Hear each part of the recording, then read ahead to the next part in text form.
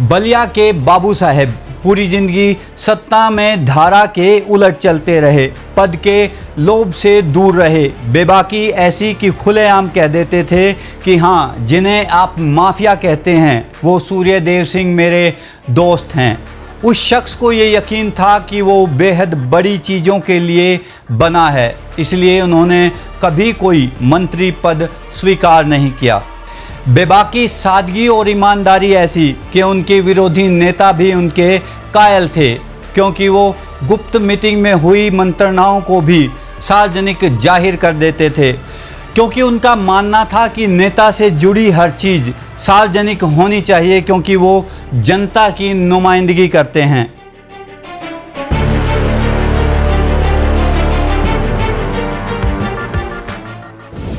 नमस्कार दोस्तों, मैं हूं राज सूर्यवंशी। आज किस्सा एक ऐसे प्रधानमंत्री का जिसने ज़िंदगी में कभी लाल बत्ती नहीं ली। वो सदा सांसद रहा और लगातार मंत्री के पद ठुकराता रहा। जब बना तो सीधा देश का प्रधानमंत्री बना। जी हाँ, आप बिल्कुल सही सोच रहे हैं। मैं बात कर रहा हूँ बलिया के बाबू साहेब यानी पूर्व प्रधानमंत्री चंद्रशेखर सिंह की। चैनल को अगर आपने अभी तक सब्सक्राइब नहीं किया है तो प्लीज़ चैनल को सब्सक्राइब कर लें, और एपिसोड अगर आपको पसंद आए तो अपने दोस्तों को शेयर करना ना भूलें। बलिया की इब्राहिम पट्टी के एक साधारण परिवार में पैदा हुए इलाहाबाद में पढ़े चंद्रशेखर सिंह ने अपनी ज़िंदगी के संघर्ष में खूब पार्टियां बदली और बनाई। शुरुआत हुई 1951 में सोशलिस्ट दल से, और उसके बाद वो लोहिया के दल में चले गए।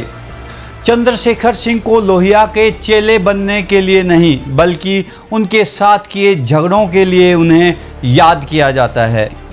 इनके उन्हीं संघर्ष के दिनों का एक किस्सा है जो उस वक्त बड़ा मशहूर हुआ। उन्होंने उस वक्त के बहुत बड़े नेता राम मनोहर लोहिया को जब सबके सामने फटकार लगा दी। किस्सा कुछ यूँ था। चंद्रशेखर सिंह बलिया में एक छात्र की सभा कर रहे थे, जिसके लिए वो उस समय के संत समाज के नेता आचार्य नरेंद्र देव को आमंत्रण करने के लिए इलाहाबाद पहुँचे। आचार्य बीमार थे और लोहिया वहाँ पर ही मौजूद थे। आचार्य नरेंद्र देव ने कहा कि आप लोहिया को लेकर जाइए, लेकिन लोहिया बोले, मुझे तो अपनी कार्य करने की बैठक के लिए कलकत्ता जाना है, मैं कैसे जा सकता हूँ। युवा चंद्रशेखर ने भी तुरंत समाधान पेश किया। उन्होंने लोहिया को कहा कि आप मेरे साथ बलिया चलिए, मैं वहाँ से आपको जीप से बक्सर रेलवे स्टेशन छोड़ दूँगा, जहाँ से आपको कलकत्ता की ट्रेन मिल जाएगी। और लोहिया तैयार हो गए।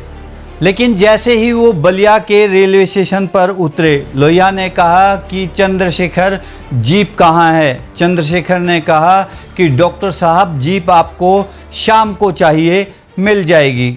लेकिन डॉक्टर साहब लगातार बड़बड़ाते रहे। चंद्रशेखर सिंह को ये बात नागवार लगी। उन्होंने कहा कि अगर मैं युवा नेता हूँ और अपने यहाँ इतने बड़े नेता को आमंत्रित कर रहा हूँ, तो जाहिर सी बात है कि मैंने अपने कहे का मान रखा होगा। लेकिन दोपहर तक लोहिया बड़बड़ाते रहे। चंद्रशेखर सिंह ने भी गुस्से में कह दिया कि डॉक्टर साहब, वो खड़ी आपकी जीप और वो रहा रास्ता, हमें आपकी सभा और सदारत की ज़रूरत नहीं है, आप बेइज्जती मत करिए, कृपा करके चले जाइए। लोहिया भी सन्न रह गए। शायद ये ऐसा पहला वाक़या था जब किसी युवा ने यूँ तन कर उनकी बात का प्रतिकार किया था। एक ऐसा ही और मशहूर किस्सा है युवा चंद्रशेखर सिंह का, जब उस वक्त की प्रधानमंत्री इंदिरा गांधी को इन्होंने सबके सामने बोल दिया कि कांग्रेस एक बूढ़े बरगद की तरह हो गई है, अगर मैं इसे समाजवादी रुख की तरफ नहीं मोड़ सका तो पार्टी को तोड़ दूंगा।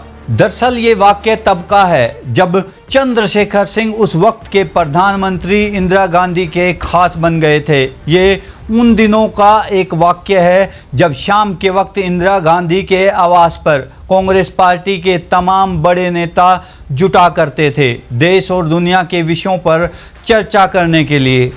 इंद्र कुमार गुजराल की अध्यक्षता में एक किस्म का अनौपचारिक विचार विमर्श हुआ करता था। गुजराल के बहुत कहने पर चंद्रशेखर सिंह भी एक दिन वहां पहुंच गए और उस दिन इंदिरा गांधी भी वहां उस सभा में मौजूद थी।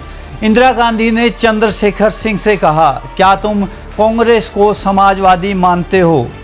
तो चंद्रशेखर सिंह ने कहा कि थोड़ा सा मानता हूँ और थोड़ा सा मनवाना चाहता हूँ, इसीलिए आज सभा में आया हूँ। इंदिरा गांधी ने कहा कि इसके क्या मायने हैं? चंद्रशेखर सिंह ने कहा कि कांग्रेस बूढ़े बरगद की तरह हो गई है। अगर मैं इसे समाजवादी रुख की तरफ नहीं मोड़ सका तो पार्टी को तोड़ दूंगा। इंदिरा गांधी ये बात सुन अवाक रह गई। वो देश की प्रधानमंत्री थी, वो कांग्रेस की राष्ट्रीय अध्यक्ष थी और उसी के सामने उसी का बनाया हुआ एक सांसद बगावत की बात कर रहा था, पार्टी तोड़ने की बात कर रहा था। लेकिन उस वक्त इंदिरा गांधी को इन युवा तर्कों की ज़रूरत थी, क्योंकि इंदिरा गांधी पार्टी में ओल्ड गार्ड के खिलाफ चुनाव लड़ रही थी। वो सत्ता और पार्टी पर अपना आधिपत्य स्थापित करना चाहती थी। 1971 के दौर में जब इंदिरा गांधी ने बैंकों का राष्ट्रीयकरण किया, साथ ही समाजवाद और गरीबी हटाओ के नारे पर चढ़कर जब वो सत्ता में दोबारा लौटी, तो उसकी नज़र में युवा तर्कों की अहमियत खत्म हो गई।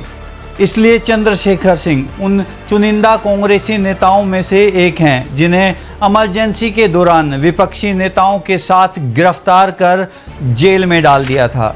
करुण हृदय और सादगी के प्रतिबिंब चंद्रशेखर सिंह के ऐसे हजारों किस्से हैं। आपको मेरा एपिसोड कैसा लगा मुझे कमेंट करके ज़रूर बताएं। अगर आपको चंद्रशेखर सिंह के और भी किस्से सुनने हैं तो कमेंट करें। मेरे अगले एपिसोड तक के लिए जय हिंद, जय भारत।